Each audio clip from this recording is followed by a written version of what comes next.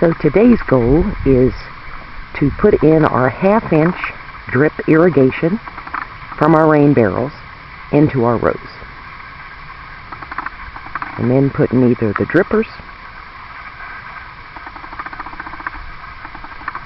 to where we can set our Holman timer to irrigate our rows. So we'll see how it goes as we go along.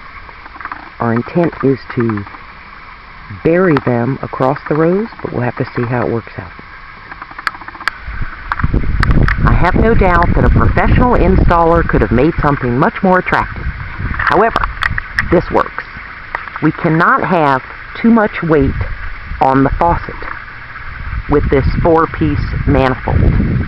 So my husband just built it up with some block in the back, and here is a screw. I can get my finger there if I can see. There it is.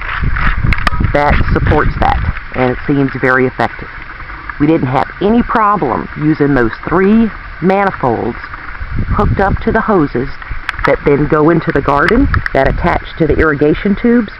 When we did the flush, the first flush with the end of the lines open, we had a great deal of pressure. So this should be very effective. Hoping so. All we can do is try. So it's been hooked up, and a first flush was done. Now we're going to let the sun do its work and help to lay out the hose and flatten it. It is the first time we have seen the sun in 4 days. The cable, or the tube, the irrigation tube, is $25 here in my area for 100 feet. So we have $100, $150 in the irrigation tubing, and then some connectors, $35. So it's not that cost prohibitive to have some on a timer drip irrigation to give our vegetable garden the best opportunity it has in sandy, salty, marshy conditions. We heavily amended this soil with compost, really rich topsoil, and a bunch of mullet fish laying in the bottom that I must have thrown a cast net 200 times to slowly accumulate and lay in the bottom. So the sun has worked on straightening out our hoses for us.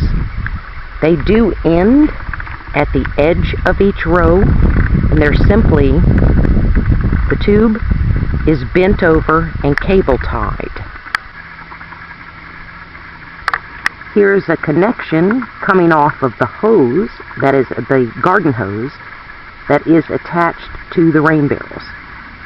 We have not punched the holes yet, and our goal is to simply be able to punch holes, but if we need to, we will put drippers on them. Hopefully we don't have to. This is my cucumber and bean trellis, and as you notice I have some chicken wire tunnels over them. We finally managed to attract birds here. We've only been here since December of last year, and the birds rip out my seedlings. So these tunnels on them are just temporary, but they're very effective at not letting them pull out my seedlings.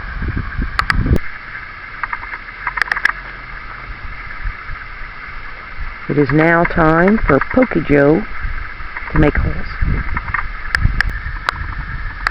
So water is filled up on the tube and is coming out, and now we'll adjust the tube so it actually waters where the plants are.